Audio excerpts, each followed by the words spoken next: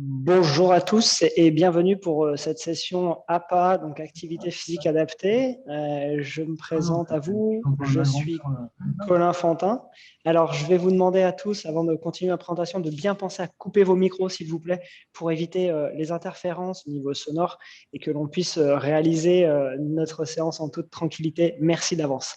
Donc, je m'appelle Colin Fantin, je suis enseignant en activité physique adaptée sur Lyon et j'accompagne depuis plusieurs années au sein de la structure pour laquelle je travaille, ABC Prévention Santé, des personnes qui souffrent de sclérose en plaques.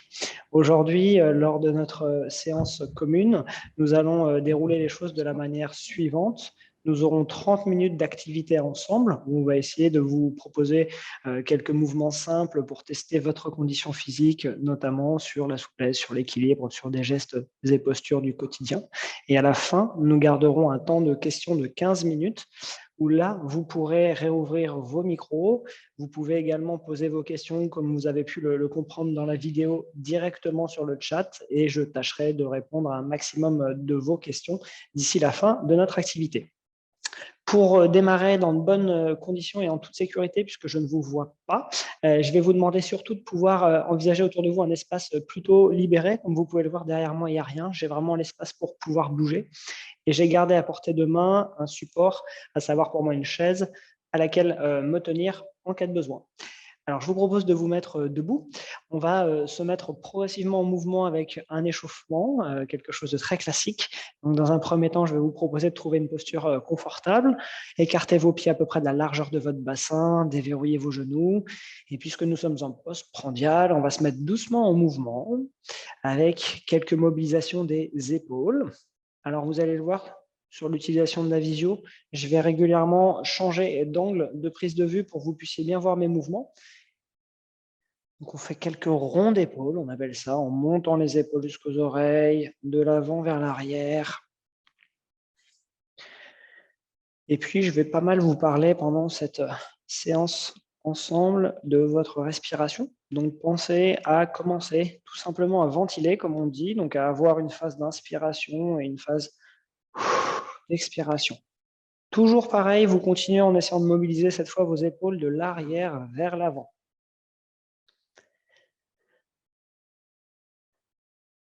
En temps normal, sur nos activités, bien sûr, nous connaissons les personnes en amont du démarrage des activités. Là, c'est une activité exceptionnelle puisque dans un cadre promotionnel, je vais le dire ainsi, là, vu que je ne vous connais pas et que je ne connais pas encore vos besoins, je vous invite vraiment à être raisonnable quant au mouvement que vous allez pouvoir réaliser. Et votre limite à chaque fois, c'est de ne pas vous faire mal, bien évidemment. Quand une douleur apparaît, on arrête le mouvement et on attend le suivant tranquillement.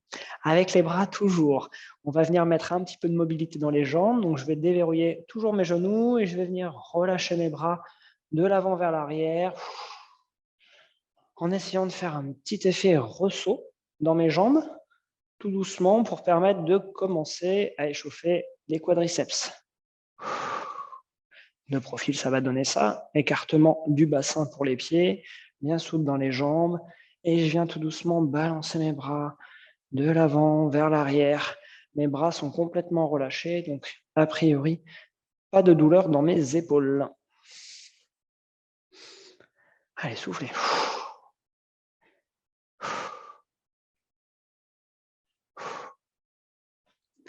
Encore, si vous le pouvez.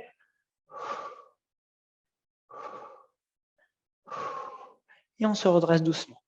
Même chose, cette fois, on va partir en ouverture latérale pour commencer à échauffer à la fois les épaules, mais aussi votre capacité respiratoire. Donc les bras démarrent le long du corps, complètement relâchés. Je vais venir inspirer en ouvrant mes bras, en m'arrêtant légèrement en dessous l'horizontale pour ne pas forcer dans la clavicule, l'os de l'épaule. Je m'arrête ici, je bloque ma respiration et j'expire doucement. Ça donne ça. Inspire, je bloque. Et je relâche. Encore.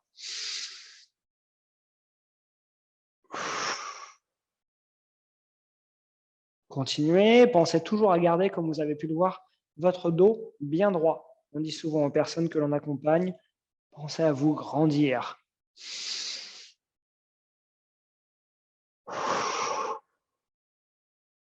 Encore une fois.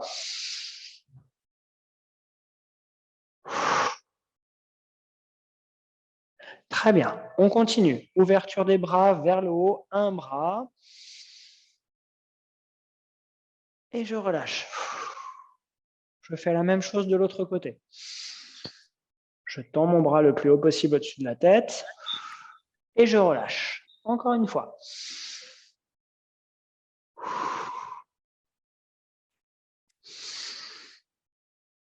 Dans l'idée, si vous pouvez essayer de monter votre bras vraiment parallèle donc à votre corps, c'est super. Si jamais l'épaule est limitante, je m'arrête éventuellement à cette hauteur-là, voire même plus bas, voire même pas tout à fait à la verticale.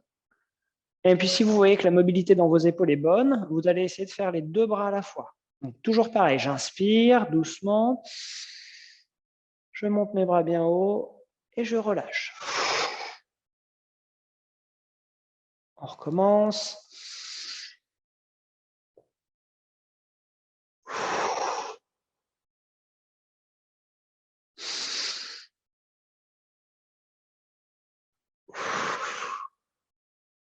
On continue, on va accélérer un tout petit peu nos mouvements pour mettre en route également la capacité cardio-respiratoire. Et cette fois, sur la descente, je vais descendre mes bras de chaque côté. Ça va donner ça.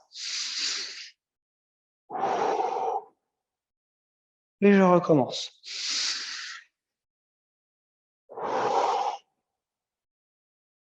Encore.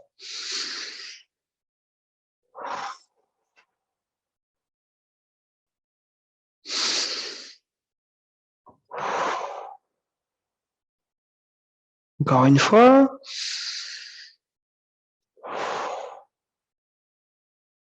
Super. On passe sur la mobilité sacro-iliaque, donc bassin et bas du dos. Là, vous allez venir mettre vos mains sur les hanches, toujours déverrouiller vos genoux et tout doucement, nous allons faire ce que l'on appelle notre partie de hula hoop, la danse du ventre. On va venir danser tout doucement sur nos appuis avec une mobilité dans le bassin, mais également dans les genoux et dans les chevilles. Je vais baisser un petit peu ma caméra pour que vous voyez bien mes pieds et je vous laisse vous aussi continuer le mouvement pour ne pas vous arrêter. Hop là. Allez, continuez. Voilà. Dans un sens et puis dans l'autre. Continue. Voilà, tout en souplesse. Et si vous voyez que vos articulations le permettent, vous pouvez aller chercher un petit peu plus loin dans les amplitudes. Ça va vous permettre également de tester, commencer à tester votre équilibre. Donc là, vous voyez, je m'amuse à partir comme si je faisais du ski sur l'écart, comme on dit. Et j'essaye vraiment de trouver une belle mobilité sur le bas du corps avec mon dos qui reste tout le temps, lui, droit et qui accompagne les mouvements avec mes épaules qui sont souples.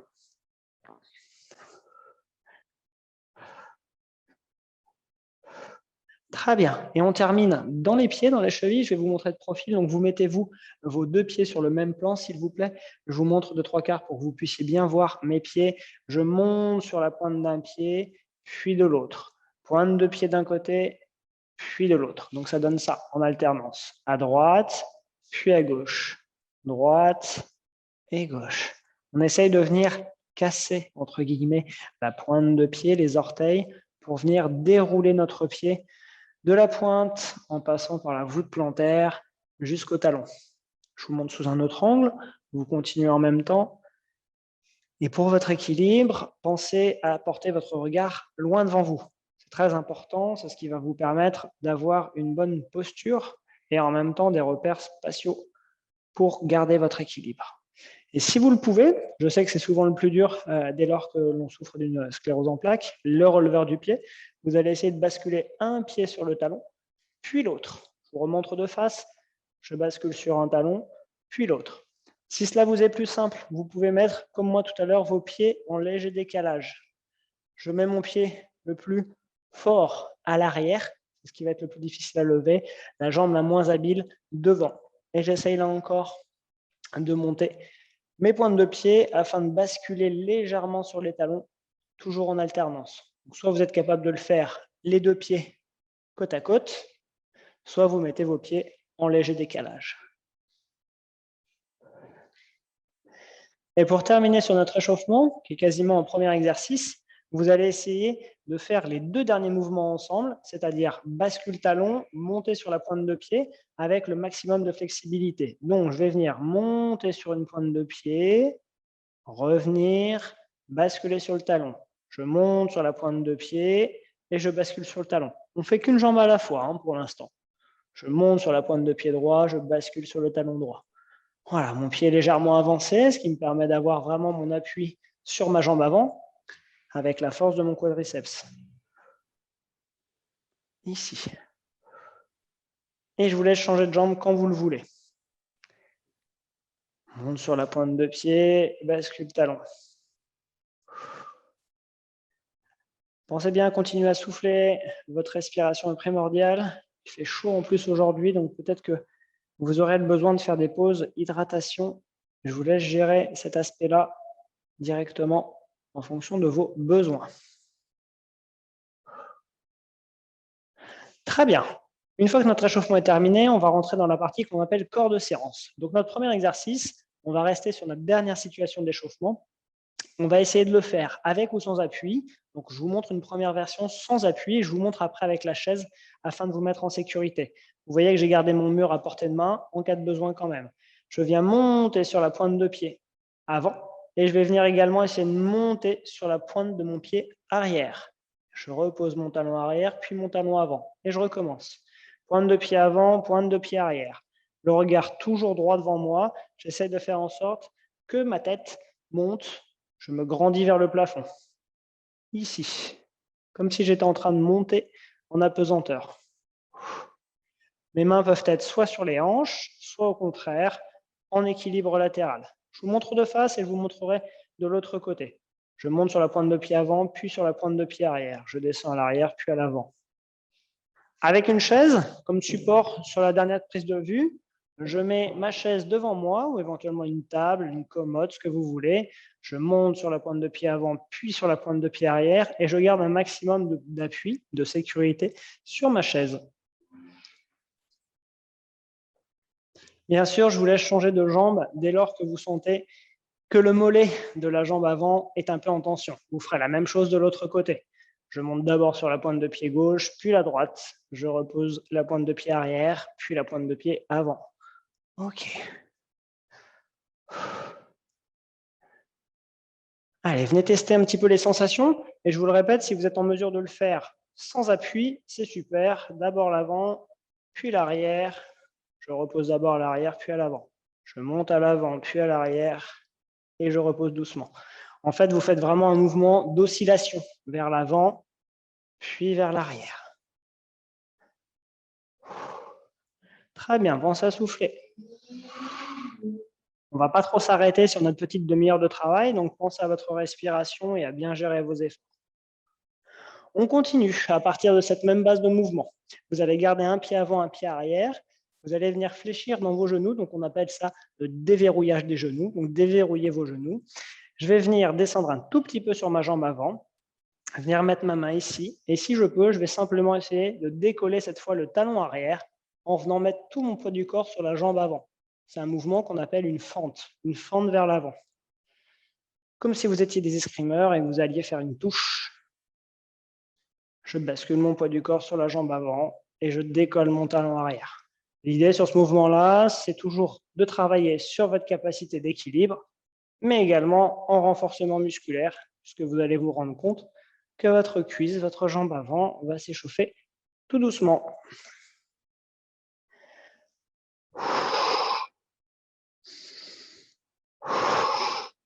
Et le fait de garder un bon rythme d'exécution du mouvement va solliciter également, encore une fois, la capacité cardio-respiratoire.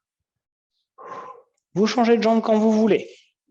Même principe, hein, ma chaise est toujours proche de moi au besoin. Je viens prendre appui soit une main, soit deux mains. Je déverrouille mes deux genoux et je viens fléchir mon poids du corps sur la jambe avant, fléchir le genou, décoller le talon arrière.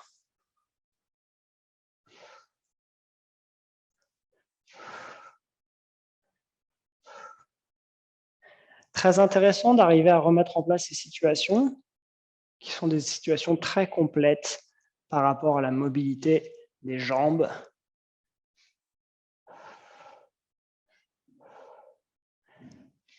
Très bien, on relâche. Vous détendez un tout petit peu vos jambes. Si vous le pouvez, n'hésitez pas à faire quelques pas dans le petit périmètre qui vous entoure. Pareil au niveau de l'hydratation, je le répète, pensez à faire des pauses. Je reviens avec les 2 pieds sur le même plan qui vont être écartés de la largeur de votre bassin, la largeur des hanches. Comme tout à l'heure, je déverrouille mes genoux. Ça va donner ça, juste ici. Je garde mon dos bien droit. Je vais venir faire un double travail de bras et de jambes. Donc mes bras, je vais essayer de monter mes 2 avant-bras à hauteur du visage et je vais venir ouvrir mes coudes sur les côtés en faisant une légère flexion dans les jambes et refermer le tout. Je vous montre sous un autre angle tout de suite après. Ça donne ça.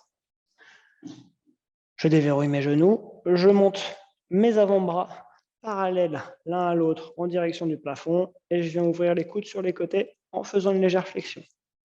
Ici.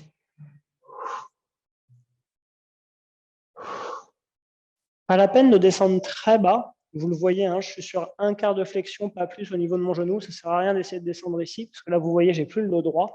Vraiment, je descends toujours dans l'alignement de ma colonne. Et pareil dans les coudes.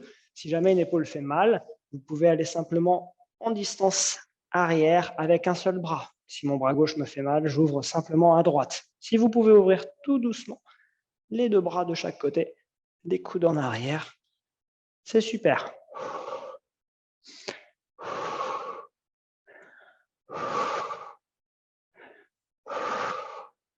Pensez à continuer à adopter un rythme qui vous permet de suivre. Moi, je vais assez vite. J'ai l'habitude de faire ce mouvement-là.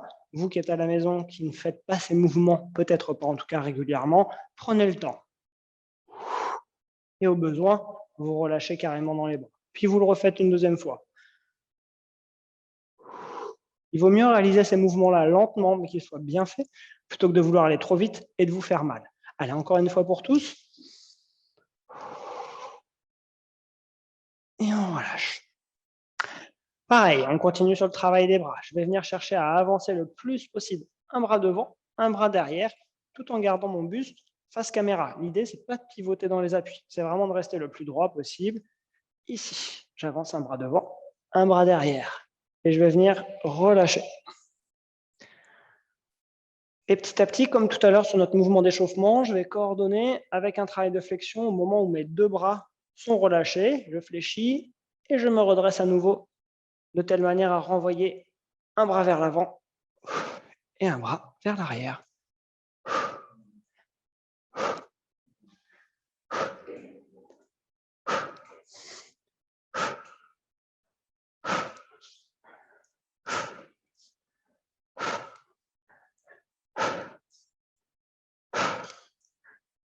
Continuez, si vous le pouvez, s'il y a encore un petit peu d'énergie. On continue un travail complet et global avec les membres supérieurs et les membres inférieurs. Donc, il n'y a pas besoin de faire très très longtemps, vous verrez, sur ce type de séquence, pour sentir que ça travaille. OK, on revient sur un travail plus de gainage et d'équilibre, avec éventuellement un appui sur un côté. Cette fois, vous allez ouvrir vos pieds assez largement, un peu plus que la largeur de votre bassin. Vous allez venir mettre vos mains sur les hanches, et comme depuis tout à l'heure, vous allez venir déverrouiller vos genoux. Autrement dit, de profil, au lieu de garder mes jambes tendues, je déverrouille mes genoux. À partir de là, je vais venir tout simplement transférer le poids du corps sur mon genou droit et également sur mon genou gauche, en alternance. Vous le voyez, vous le verrez encore mieux quand je serai de profil. Mon buste ne bouge pas, je ne me penche pas, hein, ni sur un côté, ni sur l'avant, ni sur l'arrière. Je reste à chaque fois dans mon axe. Vous allez mieux le voir sous cet angle de vue. Si. Voilà.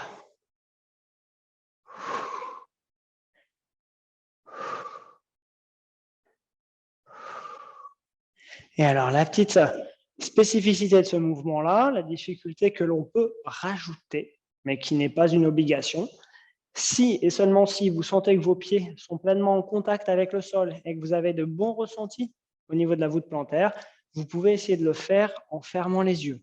Au besoin, soit vous gardez un appui sur un côté, soit vous mettez votre appui aussi devant vous. Je ferme mes yeux, je bascule d'un côté, puis de l'autre. J'enlève la chaise pour que vous me voyez toujours le plus possible. Pareil, si vous êtes toujours très à l'aise, les yeux fermés sur ce qu'on appelle la proprioception, éventuellement, vous pouvez relâcher les mains des hanches et ouvrir les bras à 45 degrés par rapport au buste.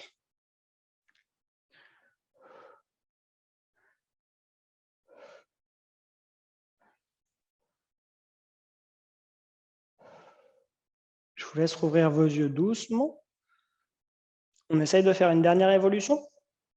Je me mets 3/4 pour que vous voyez bien. Quand je vais venir fléchir sur mon genou gauche, je vais essayer de décoller le talon droit. Et quand je vais venir fléchir sur mon genou droit, je vais essayer de décoller mon talon gauche à l'arrière. Les yeux ouverts, bien sûr. Hein. Je remonte de face. Je fléchis sur un genou, j'essaye de décoller le talon opposé. Je fléchis sur l'autre genou et j'essaie de décoller le talon opposé en alternance.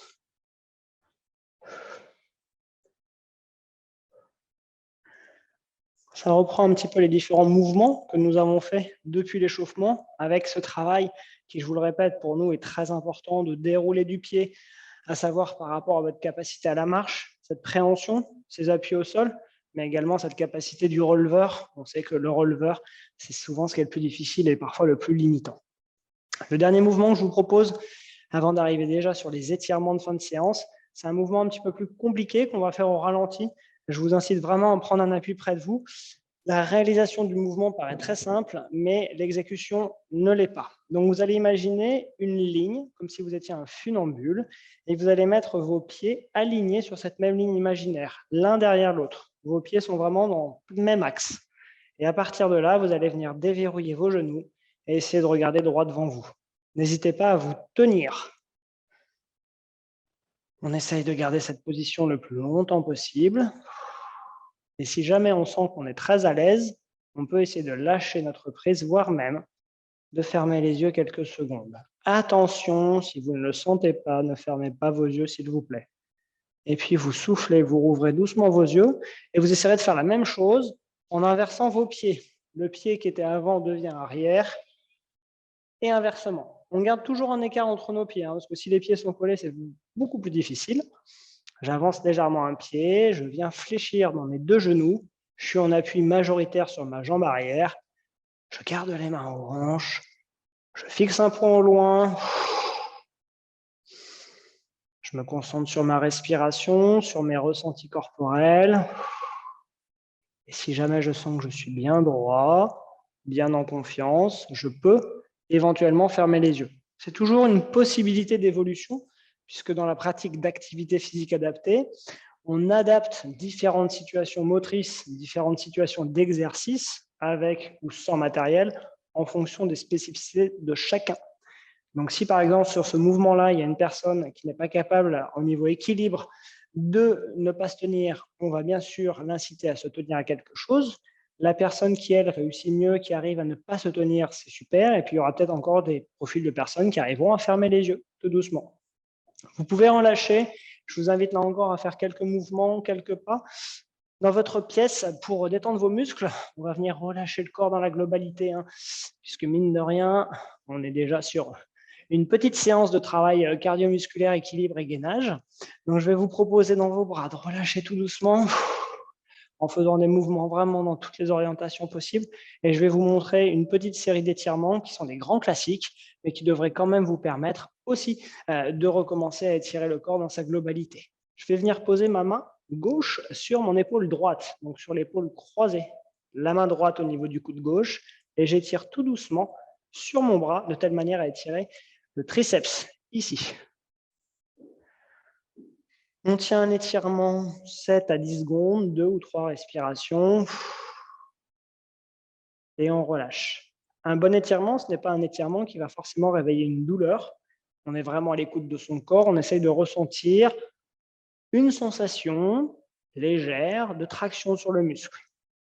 Je relâche et je fais la même chose en croisé. La main droite sur l'épaule gauche, main gauche au niveau du coude droit. Et je recommence.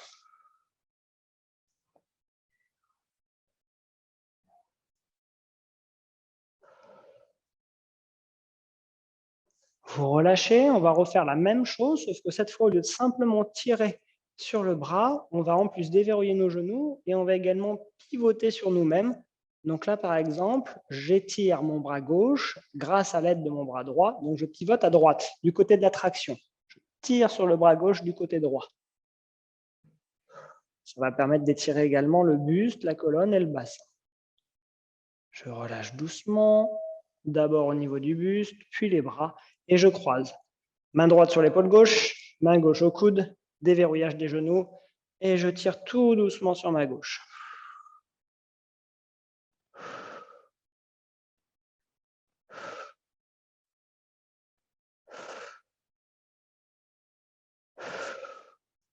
Parfait. On revient en position de départ. Toujours sur cet même exercice de souplesse. Je vais venir mettre les deux mains à l'arrière, au niveau de la nuque. Je vais venir fermer mes deux coudes l'un contre l'autre, rentrer ma tête tout doucement en avant. Vous avez pu le constater, j'ai également roulé légèrement mes épaules. Je vais venir me grandir, ouvrir les coudes à l'arrière en inspirant. Gonfler mes poumons d'air, expirer. En me regroupant, en me faisant le plus petit possible, comme si nous revenions en position de fœtus. Je me grandis vers l'arrière. J'enroule la nuque, j'enroule le dos. Là, l'idée, c'est vraiment toujours pareil, d'avoir les genoux souples, parce que si vous êtes jambes tendues, vous allez avoir tendance à casser votre dos.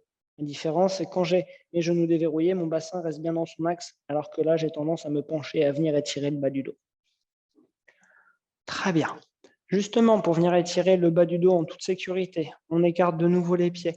Les jambes restent tendues cette fois. Je prends une grande inspiration vers l'arrière. Je peux basculer légèrement mon regard vers le plafond. J'inspire. Et tout doucement, j'enroule le dos, mes bras. Et je relâche le tout vers l'avant, sans chercher à aller vers le sol, sans chercher à faire des à-coups. On relâche le corps, tout simplement. Et pour se redresser, je fléchis mes genoux. Je viens mettre mes mains sur les cuisses. Je redresse mon dos et je pousse sur les jambes pour remettre mon corps en place, dos droit. Encore une fois.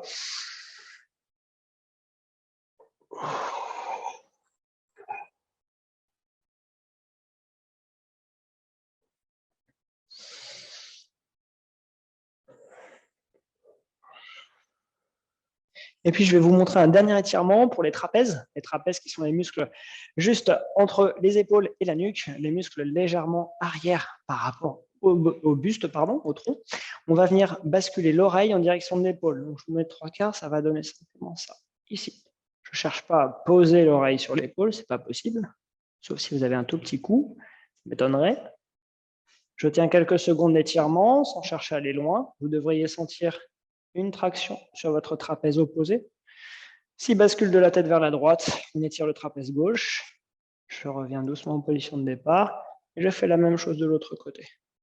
L'idée sur ce mouvement-là, c'est ce qui est le plus important, c'est de garder toujours vos épaules basses. Si jamais vous avez les épaules un petit peu hautes, l'étirement est complètement perdu.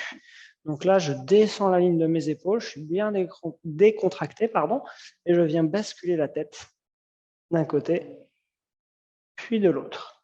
Si jamais vous sentez que ça n'étire pas suffisamment, la seule évolution que vous pouvez faire et qui est très intéressante, c'est de venir mettre votre main opposée à l'étirement en résistance. Main comme si vous appuyez sur quelque chose en direction du sol. Donc je bascule la tête à droite, la main gauche vient en opposition, de telle manière à baisser encore un peu plus la ligne de l'épaule.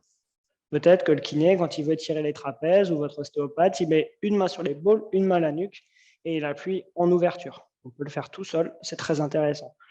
Je remets ma tête dans l'axe, je bascule de l'autre côté, et si ça ne suffit pas, là encore, j'abaisse mon épaule en envoyant ma main en opposition par rapport au sol.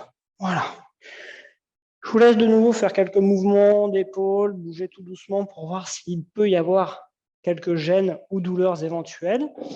On va passer sur le temps des questions, donc n'hésitez pas également sur ce temps d'échange si vous avez des besoins d'étirement spécifiques par rapport à des gênes ou des douleurs que vous pourriez ressentir dans vos quotidiens ou vous pourriez avoir.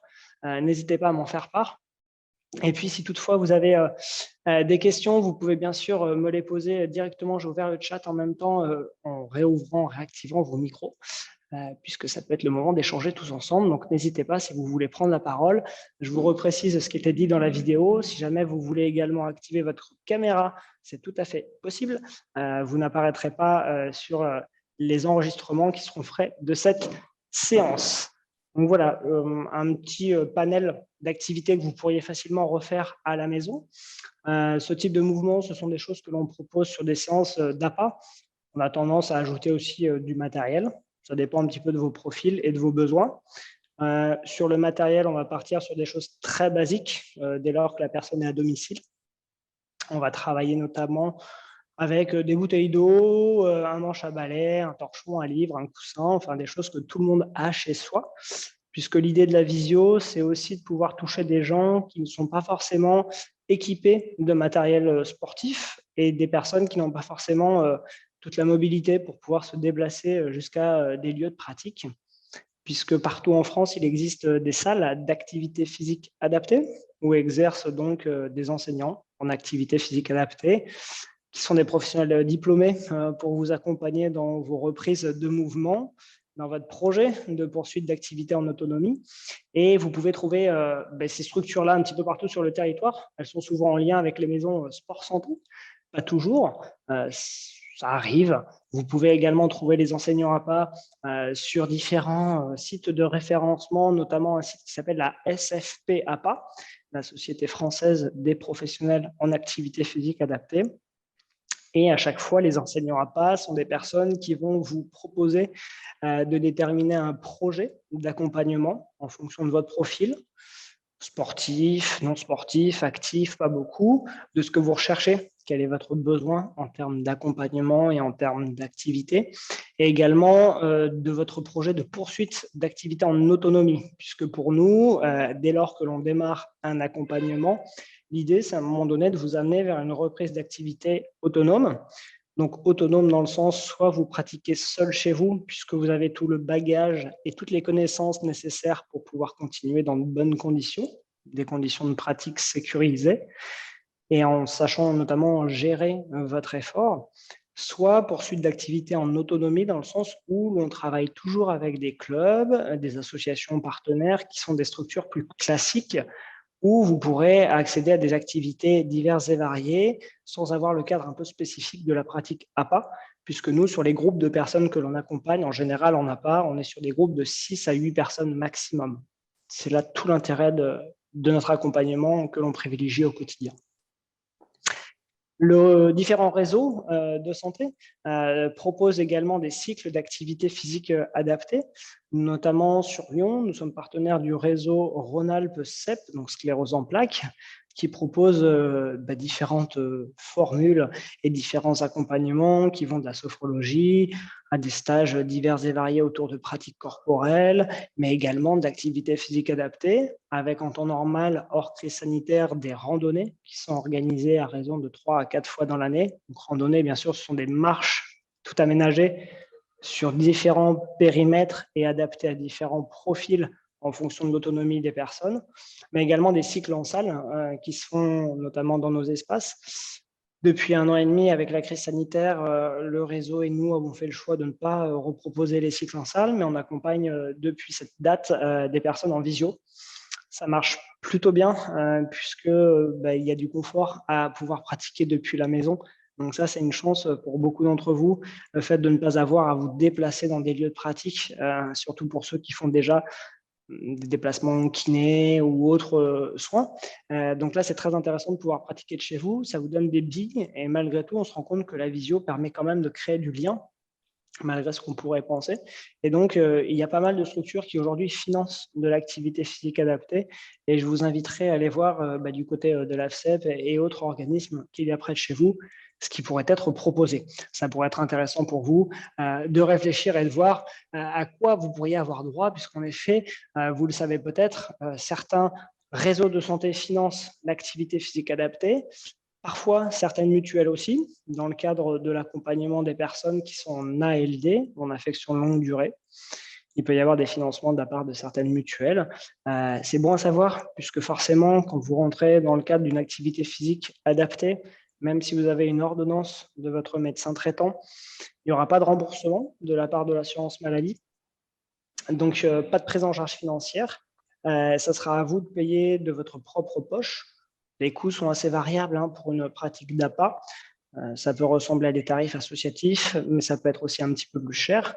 Mais sachez qu'aujourd'hui, certaines mutuelles sont engagées dans ce qu'on appelle le sport sur ordonnance et peuvent peut-être vous donner un coup de pouce financier pour pouvoir assumer le coût de ces pratiques-là. Donc, il y a aujourd'hui une quinzaine de mutuelles qui financent l'APA à des hauteurs complètement disparates. Ça va de 60 € par an jusqu'à 500 € pour faire de l'APA. Donc, c'est intéressant de pouvoir quand même questionner votre mutuelle et pour pouvoir suivre ces cycles d'activité physique adaptée, vous aurez le besoin d'avoir une ordonnance de votre médecin traitant, une prescription d'activité physique adaptée plutôt, c'est comme ça qu'on l'appelle, qui vous permettra donc d'accéder à un remboursement pour certaines mutuelles de la part de cette dernière et parfois même vous n'avez même pas l'avance des frais à faire, donc c'est vraiment intéressant, ça peut vous donner l'envie, le goût de recommencer à bouger en toute sécurité. Je ne sais pas si vous avez des questions par rapport à tous ces accompagnements et à ce qu'on peut vous proposer, n'hésitez pas, je suis disponible pour les personnes qui seraient encore présente. Oui, bonjour Colin, je ne sais pas si vous m'entendez. Bonjour. Je vous entends, très bien. Merci beaucoup pour cette séance et ces exercices. J'aurais souhaité une petite précision sur l'intensité de la séance. Est-ce qu'elle est considérée comme d'intensité faible ou d'intensité modérée? Là, sur le temps de pratique que nous avons fait, nous étions sur une intensité, on va dire, moyenne moins, dans le sens où le temps de pratique était court. Si on avait continué sur une demi-heure supplémentaire, puisqu'en général, sur nos temps de pratique, on est sur 1 heure d'activité, on serait monté sur une moyenne plus. On serait monté sur une moyenne plus. Et est-ce que vous pouvez nous rappeler la durée conseillée par semaine d'activité modérée? Alors, par rapport à l'activité, il y a 2 notions à ne pas confondre. Il y a activité physique et activité sportive, qui sont 2 choses différentes.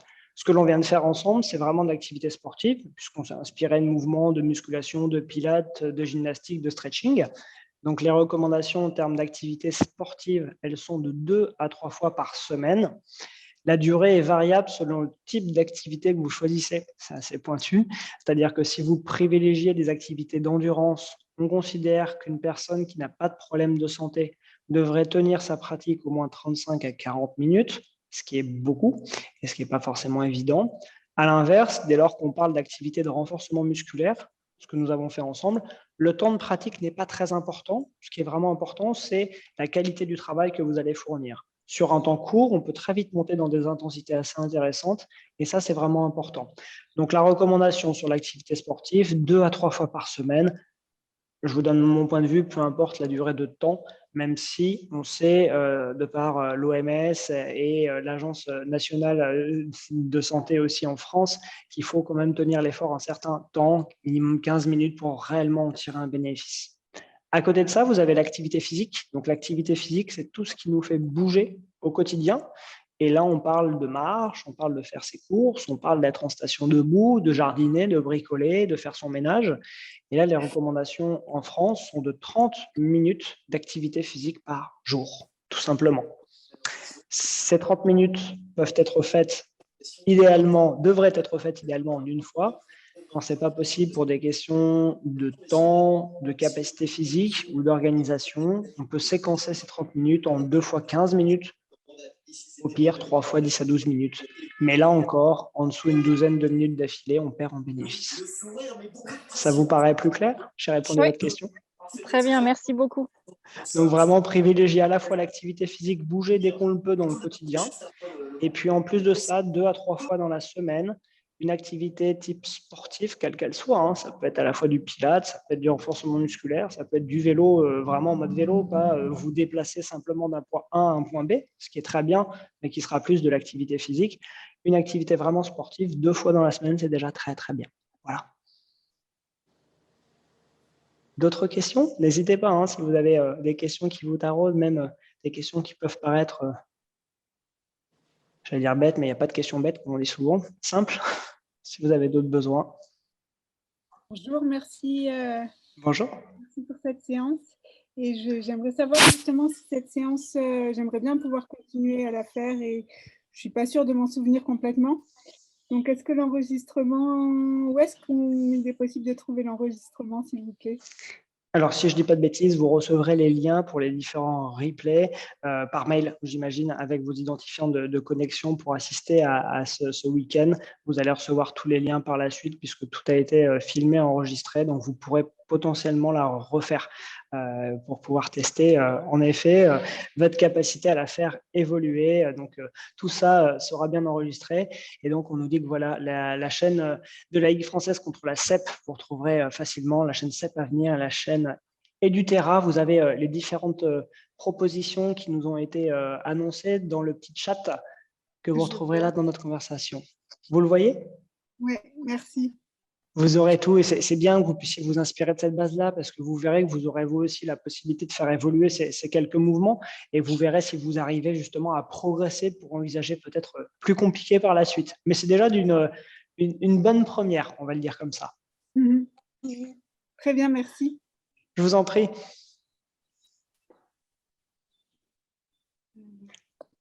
Est-ce qu'il y aurait d'autres questions? J'essaye de suivre en même temps sur le chat pour voir s'il y a quelques demandes d'entre vous.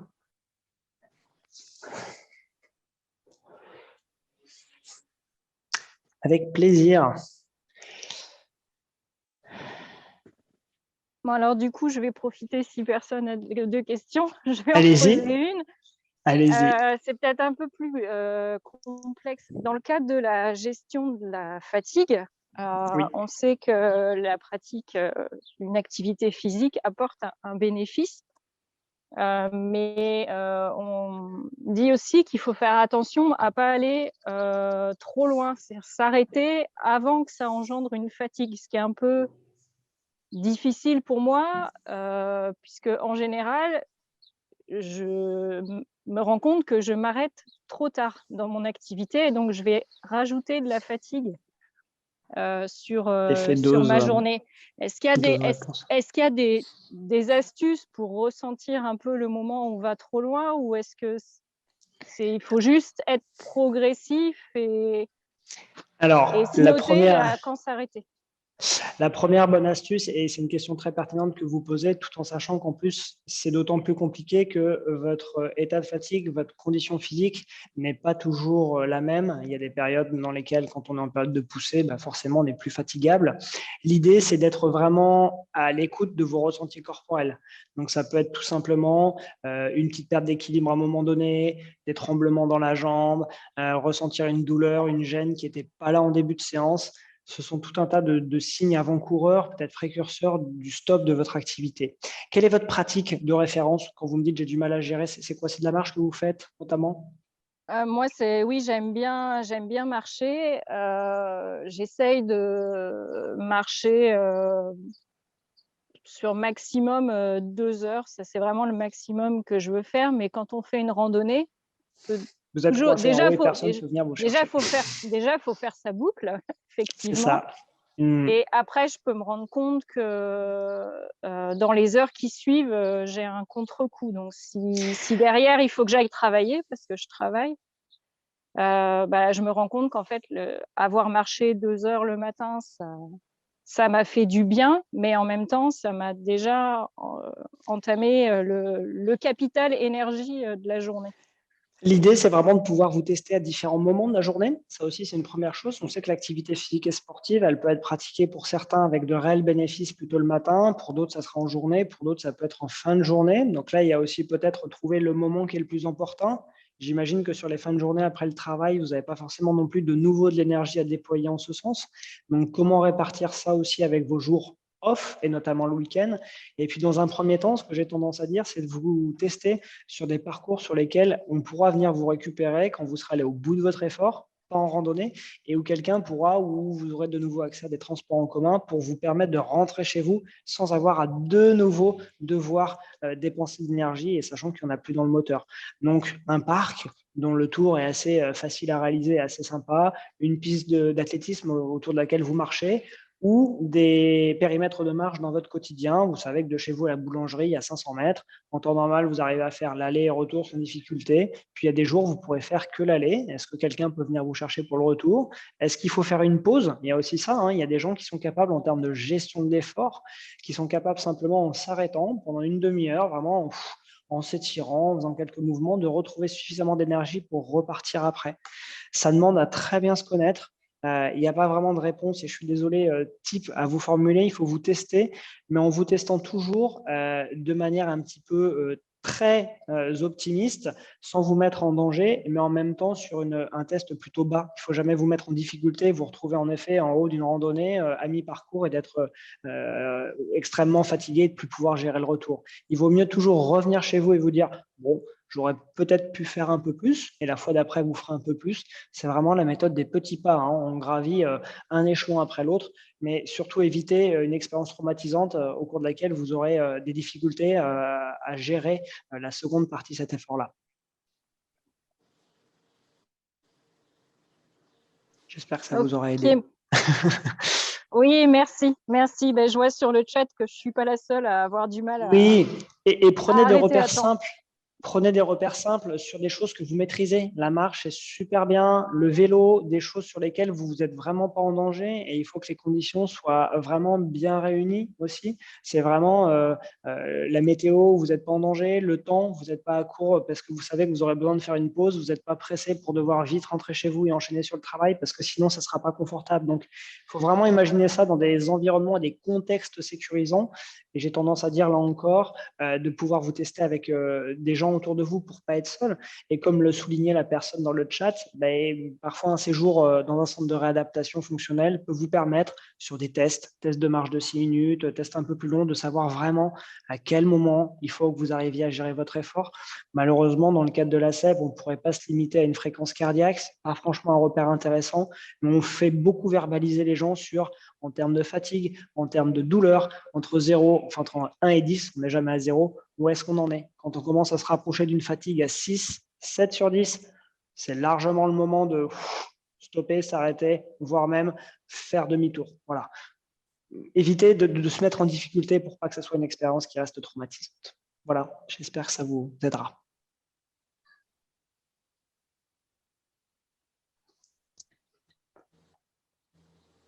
La sensation de chaleur, en effet, oui, tout à fait.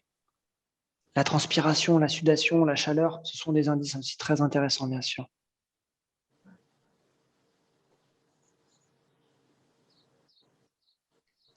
Mais comme vous le soulignez aussi dans le chat, il y a malgré tout ce besoin et cette envie aussi de continuer à se surpasser, de se dépasser aussi. Je vous rassure, quand on se teste, parfois on va trop loin, mais l'idée c'est de pouvoir en tirer un bénéfice de cette expérience. Merci à vous.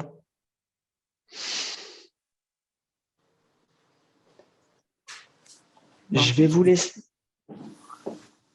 vais vous laisser tout doucement rejoindre les autres conférences si vous n'avez plus de questions. Merci